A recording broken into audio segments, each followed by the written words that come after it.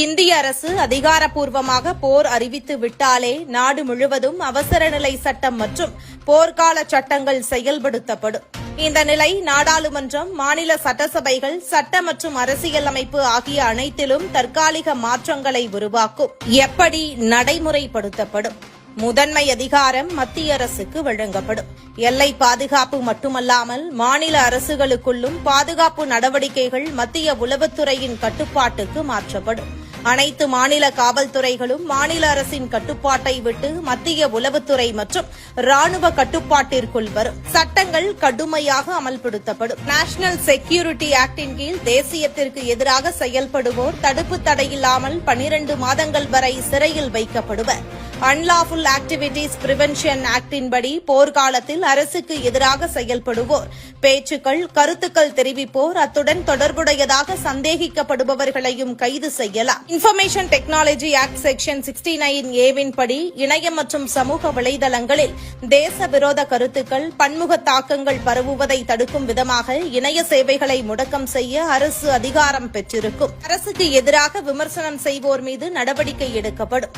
அரசு அல்லது ராணுவ நடவடிக்கைகளை விமர்சிக்கிறது தேச விரோத செயல் என சுட்டிக்காட்டப்படும். இதுகுறித்து சமூக வலைதளங்களில் கருத்து தெரிவிப்போரின் கணக்குகள் முடக்கம் செய்யப்படும். அவசியமெனில் புலனாய்வு மற்றும் சைபர் துறை நடவடிக்கை எடுத்து கைது செய்யும். முக்கிய பொது வசதிகள் அரசுக்கு கொடுக்கப்படும்.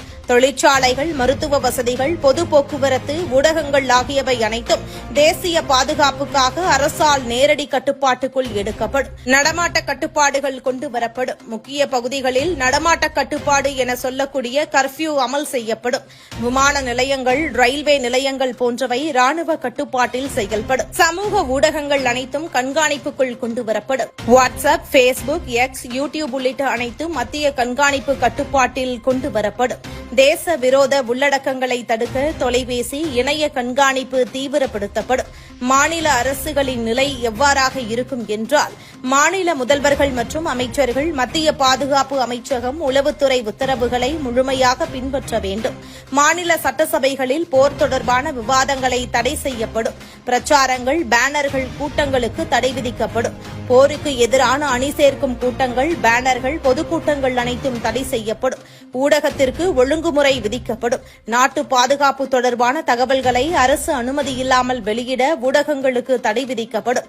தவறான தகவல்கள் வெளியிடும் ஊடகங்கள் மீது அதிகார நடவடிக்கை எடுக்கப்படும். இந்த அமைப்புகள் அனைத்தும் தேசிய பாதுகாப்பு, நாட்டு ஒருமைப்பாடு என்பவற்றிற்காக முழுமையாக செயல்படுத்தப்படும் என்பதும் குறிப்பிடத்தக்கது. இதுபோன்ற நிலை உருவானால் பொதுமக்கள் அரசு அறிவுறுத்தல்களை மட்டுமே பின்பற்ற வேண்டும் என்பது மிக